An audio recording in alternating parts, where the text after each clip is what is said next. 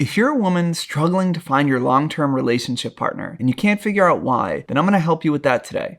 Because a lot of women that come to me that I see, especially in their 20s, all the way up until like their mid-30s, and they're like, I just can't find the right guy and I'm struggling. A lot of times they're thinking about what they should be looking for. And instead, they should be thinking about what they should be walking away from and removing from their lives. Let me explain. I think why a lot of young women don't find the right man is because they waste time with the wrong ones. Now, I'm not just talking about men who can get a little snippy at times, and I'm also not talking about the extreme of men who are physically abusive. The video will apply to them as well, but I'm talking about men in the middle that are narcissistic or controlling or really jealous in a relationship, or maybe they're also lazy and not ambitious, and they don't have any desire to improve themselves or to provide for a family. So these are men that are not emotionally stable enough or mature enough or respectful enough or in that growth mindset to be able to build and sustain a long-term connection. And now I'm not saying it's so easy to figure this out, but it is absolutely possible.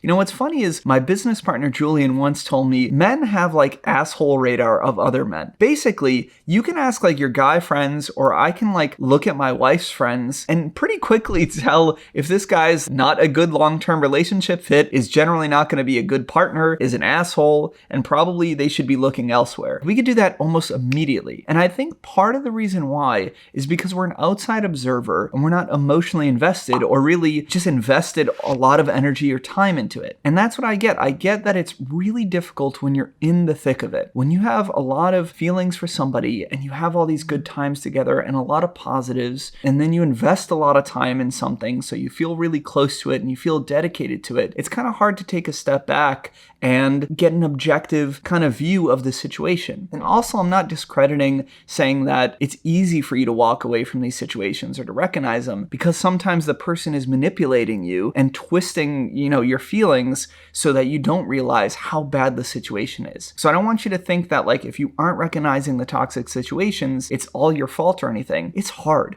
Love, emotions, investment of time, somebody else's behaviors all cloud our judgment and make it really tough to kind of get a fair look at things and to be able to walk away cleanly. And this is exacerbated, especially when you feel like the clock is ticking and you want to find the right person and start a family. But the problem is like the more you invest in the wrong person and spend all that time, the harder it is to walk away from that situation. The harder it is to leave and not feel like you're trapped. And the harder it is to not feel guilty or ashamed of walking away from something you invested in. So my goal is to hopefully help you today recognize the wrong men earlier on so that you can move on quicker to focus on the right people. And I think if you can just do that, you will save so much heartache and so much time. And I really do believe that a lot of you will find the right guy pretty quickly once you get into that habit. And part of that starts with the acceptance that love is not enough. Just because we feel close to somebody and we can feel great with them and we laugh and we can have good times does not mean that we can have a stable long-term relationship together. We also know that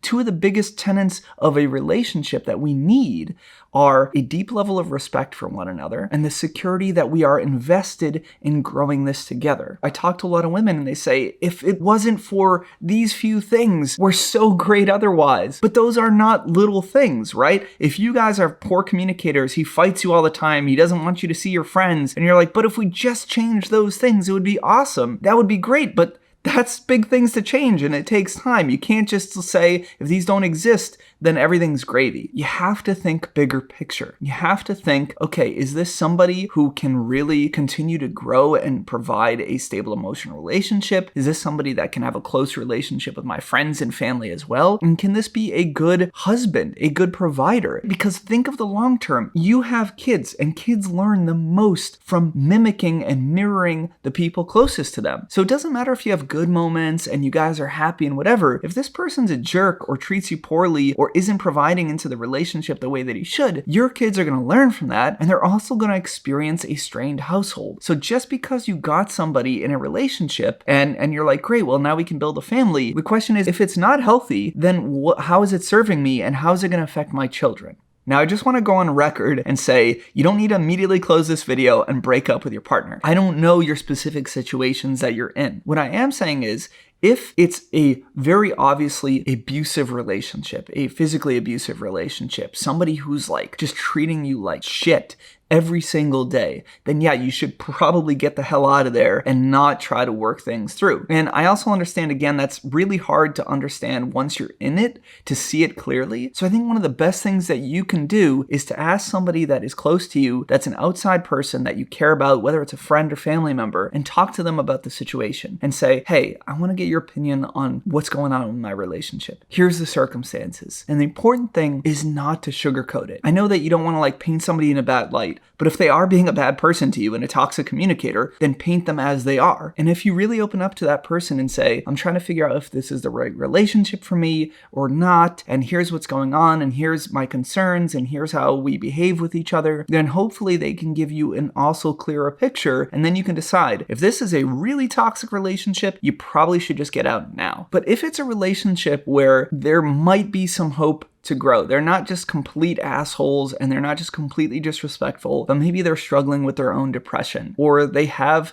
a little bit of a problem where when things happen, they just kind of shut down and don't communicate. Those are things that can potentially be worked on. And this is where you go to your partner and you address your concerns, you share your feelings about how things are, and you set your expectations of how you want the relationship to be. So you don't just go in criticizing them and saying, you're a bad person and you do this and that, but rather how it makes you feel. Hey, I gotta be honest, I know that you've been depressed lately and it's been weighing on you, and I have no idea what that's like for you. I know you've been through a lot, but it really puts a lot of strain on me in the relationship, and it makes me a little concerned about how we're gonna be able to work through this and start a family as we've talked about. And so I wanna be there and support you, but I also want you to know we need to start working towards improving ourselves and working on our health and working on kind of processing these things, because I really want a relationship where we can grow together, where we can both be happy and positive and look forward. And I think it might be helpful for you to talk to somebody about it and see if you can get some of that help. And if you want to share a little bit more about what you've been wrestling with so that I can understand your side and maybe it feels better for you to actually feel supported, I'm here to listen. But most of all, we need to figure out how we improve upon this, because it's really important to me to have a healthy, stable relationship. And you give them that opportunity. You try to come to them once, twice, maybe 3 times, but I'm talking about in a relatively reasonable window. This isn't years. It might be a few weeks even, where you try to address things. If you feel like they're slipping up, which happens, okay, and they make a mistake again, you reinforce how you're feeling and how you don't want this to be the way that it is, and then you evaluate, are they making any changes? Are they growing? Are they talking more openly about their problems? Are they seeking help? Are they communicating better? Do they catch themselves before these behaviors come out and they're starting to change them? If so, awesome. Then at least you're knowing that this partner's growing in the right direction. They are taking this to heart, and that can hopefully give you a little bit more security. Okay, maybe this could be a great relationship if it continues like this. If not, if they are still behaving the same, or it was just temporarily fixed and then they're right back to their ways, or they're not seeing help when they need to get help, or they're making excuses for their behavior, or they're justifying their behavior and they're saying, that's just the way it is, deal with it, then it's probably time to move on. You have already told them how you felt, you've tried to be supportive, you've given them an opportunity to change that a few times and to show them that I'm there for you when it needs to. But if that's not moving, you don't have time to waste, and you don't have time to hope that it's going to change. Could it? Yeah, but sometimes these things are really deep-seated issues, and it may take 5, 10 plus years for that to happen. It can happen sooner, but it's like rolling the dice. Are you gonna take a chance on the rest of your future for the rest of your life and say, oh yeah, I hope this will change, or maybe they'll change soon? That's crazy. Sometimes it doesn't. Sometimes it never changes. And it comes down to my final point, which is you can't change anyone else. We can only change ourselves. Yes, you can support someone. You can tell them, I want to be here for you. You can hear their thoughts out, but they have to get to a point where they say, this is really important for me, not for the relationship, not to change to make this other person happy, but I want to grow. I want to communicate better. I want to process my anger. I want to stop being so insecure. They have to come to that conclusion and make those steps on their own. Because if they don't, nothing you say is going to make an impact for long. They may change temporarily, but then because they don't have that belief deep down, they'll revert back to their ways. Or they'll change temporarily, but then they'll resent you because they don't actually actually want to make that change. And then when they start slipping up, you resent them because they said they would change for you and now they aren't. So if you're with somebody who's still not listening and they're not making those changes and they're not growing and they're not investing in themselves, then you should move on and find somebody who's at least more aligned on that path. And listen, I know it's scary. I know it's scary to walk away from somebody you care about, but there's no other solution. You will never be satisfied in that type of relationship. And eventually, if you do want to start a family, your family's never going to be in a healthy dynamic if you continue going this route. And I'm not saying that immediately you're going to find a perfect person or you need to look for a perfect person. That's a fallacy as well. A lot of people are like, if anybody has any flaws, just leave the relationship. That's not what I'm saying. What I'm saying is you need to find a person who's at least at a baseline. They're at a point where they're relatively emotionally stable, they can communicate well with you, they're pretty respectful of you, and most of all, they listen and are willing to grow and are actually making changes in their lives. So you should choose somebody that should give you the love, respect, and relationship you deserve right now, and not something you hope can happen in the future. It's not worth the risk. I know that was a deep talk, but it's an important one. And if you felt that it resonated with you, hit the subscribe button, click the notification bell, and give us a thumbs up, and we'll be in touch soon.